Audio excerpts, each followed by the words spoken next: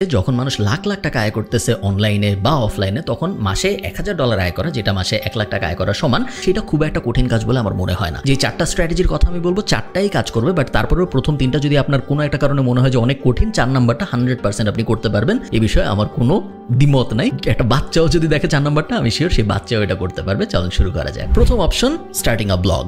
Blog শুরু করা অনলাইনে আয় শুরু করার জন্য সবচেয়ে বেস্ট উপায়গুলোর একটা, এবং 2023, 24, 25 সালে এসেও একটা ব্লগ থেকে যত সহজে অনলাইনে আয় করা যায় এবং যত স্ট্রিম লাইন উপায়ে অনলাইন থেকে আয় করা যায়, তত অন্য কোনো কিছু থেকে যায় বলে আমার মনে হয় না। ব্লগ আমি বানায় ফেললাম, স্টেপ 1 শেষ। স্টেপ 2 হইলো, এখন এই ব্লগের ভিতরে আমি কন্টেন্ট দেওয়া শুরু করব। কন্টেন্ট দেওয়া শুরু করলাম, এবং কন্টেন্ট দেওয়া শুরু করলে প্রথম দিকে খুব বেশি আহামরি কিছু হবে বলে মনে হয় না। প্রত্যেকটা ব্লগের একটা ট্র্যাজেক্টরি থাকে, এভাবে শুরু হয় এবং তারপর আস্তে আস্তে এক্সপোনেনশিয়ালি গ্রো করে। প্রথম 6-7 মাস তেমন কোনো আহামরি গ্রোথ আপনি দেখবেন না। 7 নাম্বার 8 নাম্বার মাসে যে আস্তে আস্তে ট্রাফিক আসা শুরু হবে, 12তম 11তম মাসে যে আপনি প্রথম আয়ের দেখা পাবেন বলে আমার মনে হয়, এবং যেটা আমি আমার নিজের এবং আমার হাজার হাজার স্টুডেন্টের সাথে হতে দেখেছি। আর সেকেন্ড উপায়ে যাওয়া যায়। সেকেন্ড উপায় হলো starting an e-commerce business with a B2C angle. মানেটা কি?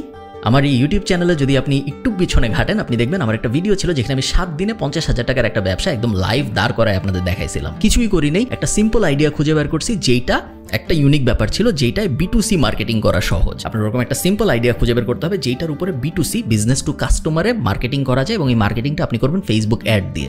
এমন একটা প্রোডাক্ট বা সার্ভিস আমাদের খুঁজে বের করতে হবে, আইডিয়ালি প্রোডাক্ট যেইটা খুব সহজে ফেসবুক অ্যাড দিয়ে মার্কেটিং করা যায়, এবং তারপর ওই দুইটা যখন আমি পাশাপাশি বসাবো, খুব সহজেই আমার ধারণা 1 থেকে 2 মাসের মধ্যে আপনি 1 লাখ টাকা চলে যেতে পারবেন রেভিনিউতে, প্রফিটে না, এবং তারপরে আরো 2-3-4 মাস সময় লাগবে প্রফিটেবিলিটি পর্যন্ত যেতে। থার্ড, একটু কমপ্লিকেটেড, এই টপিকটার নাম হলো starting a business with an influencer in the B2B or B2C arena, ideally B2B। মানেটা কি? আপনি চিন্তা করেন বিভিন্ন ইনফ্লুয়েন্সার আছে বাংলাদেশের মার্কেটে। বাংলাদেশ এখন ইনফ্লুয়েন্সারদের জন্য স্বর্ণখনি। চারদিকে যেদিকে তাকাই আমরা দেখি ইনফ্লুয়েন্সারগুলো আসলে কারা? ইনফ্লুয়েন্সারগুলো তারা যারা মানুষকে কোট আনকোট ইনফ্লুয়েন্স করে, বিভিন্ন ধরনের কন্টেন্ট বানায়, তাদেরকে তো আমরা ইনফ্লুয়েন্সার বলি। বেশিরভাগ ইনফ্লুয়েন্সারের বিজনেস সেন্স খুব খারাপ, কারণ ট্র্যাডিশনালি, ঐতিহাসিকভাবে, সামাজিকভাবে বাংলাদেশের মানুষকে বিজনেসে অত আগ্রহীও করা হয় না, বাংলাদেশের মানুষকে রিস্ক নেওয়া অত শেখানো হয় না, এবং বিজনেসকে সাধারণত চাকরির থেকে অনেক নিচে দেখা হয়। কেউ ছোটবেলায় তার রচনায় লেখে না যে আমি বড় হয়ে ব্যবসায়ী হবো, সবাই লেখে আমি ডাক্তার হবো, ইঞ্জিনিয়ার হবো। সাধারণ মানুষের জন্য সত্যি, ইনফ্লুয়েন্সারদের জন্য এটা সত্যি। এই ইনফ্লুয়েন্সারগুলা মনে করে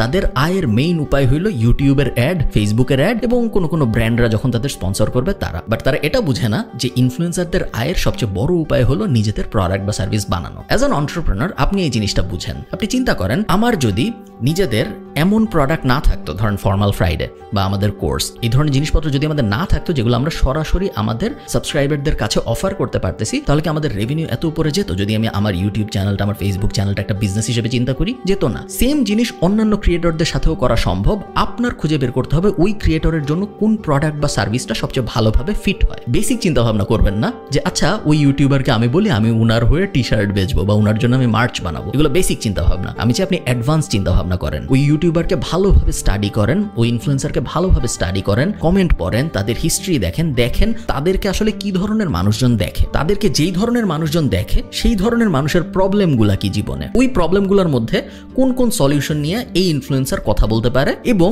সেই সলিউশনগুলোর মধ্যে কোনটাকে নিয়ে একটা প্রোডাক্ট বা একটা সার্ভিস বানান।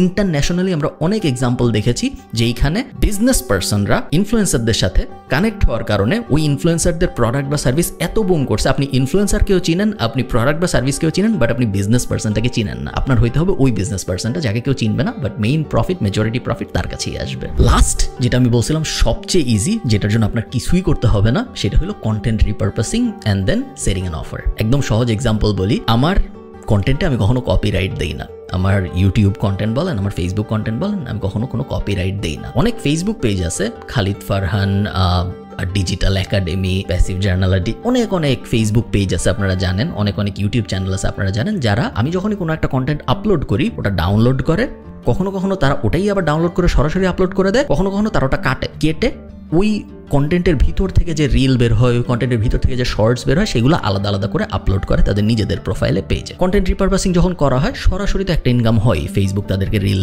ভিউয়ের জন্য টাকা দেয়, ফেসবুক তাদেরকে ভিডিও ভিউয়ের জন্য টাকা দেয়। তারা যদি ওইটা ইউটিউবে আপলোড করে, আমি যেহেতু কোনো কপিরাইট দেই না, সো তারা ইউটিউব থেকে ওটার থেকে ইনকাম পায়। ওটা একটা ডিরেক্ট ইনকাম, এবং তারা অনেক সময় আমার থেকেও বেটার টাইটেল এবং আমার থেকেও বেটার থাম্বনেইল ইউজ করে। সো এরকম কয়েকবার হয়েছে আমার ভিডিও আমার ফেসবুক পেজে আপলোড হয়েছে বা আমার ইউটিউব চ্যানেলে আপলোড হয়েছে, আমি হয়তো ভিউ পেয়েছি 50,000, বাট ওটা ডাউনলোড করে আরেকটু ভালো টাইটেল এবং আরেকটু ভালো থাম্বনেইল দিয়ে অন্য কেউ আপলোড করছে তার পেজে, ওটার ভিউ হয়েছে হয়তো 6 লাখ। এরকম অনেকবার হয়েছে আমার সাথে। আমার দেখতে খুবই মজা লাগে, কারণ আমার ভিডিওর কারণে তাদের ইনকাম হচ্ছে। এটা একটা উপায়, বাট আমি বলবো আপনি আরেক স্টেপ যান। শুধু এখানে কেন থেমে থাকবো আমরা? শুধু আমার সাথে করেন না ব্যাপারটা, একটা ক্যাটাগরি সিলেক্ট করেন যাদের সবার সাথে আপনি এই জিনিসটা করবেন। ক্যাটাগরি হইতে পারে ফুড কন্টেন্ট ক্রিয়েটর, ক্যাটাগরি হইতে পারে এডুটেইনমেন্ট ইনফরমেটিভ কন্টেন্ট ক্রিয়েটর আমার মতো মানুষজন, ক্যাটাগরি হইতে পারে যে কোনো ধরনের কন্টেন্ট ক্রিয়েটর। ওই কন্টেন্ট ক্রিয়েটরদের ভিডিও আপনি নেন, রিপারপাস করা শুরু করেন। ভিডিওটা আমি মূল ভিডিওটা নিব, ওটা কাটবো, কেটে ছেটে ওটাও আপলোড করব, এবং তারপরে রিল বানাবো, শর্টস বানাবো, ওগুলোও আমি আপলোড করব। তাহলে কি হইলো, আপনি জিনিসটা একটু ব্রডলি চিন্তা করেন দূরের থেকে।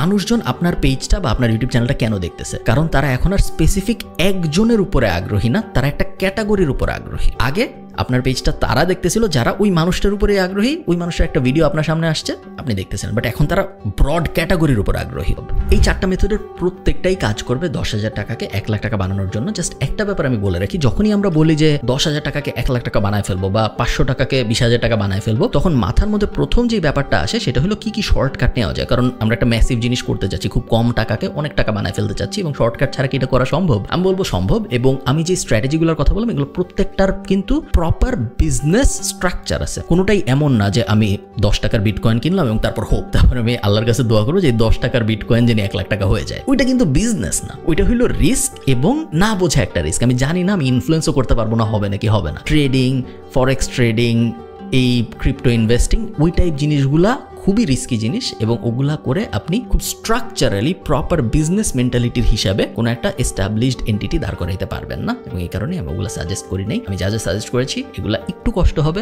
এই জন্য আমি বলছি 12 মাস সময় লাগবে। বাট আপনি যদি কষ্টটা করতে পারেন 12 মাস পরে আপনি দেখবেন আপনার কাছে শুধুমাত্র 10,000 টাকা 1 লাখ টাকাই হয়ে যায়নি, একটা প্রপার বিজনেসও দাঁড়ায় গেছে।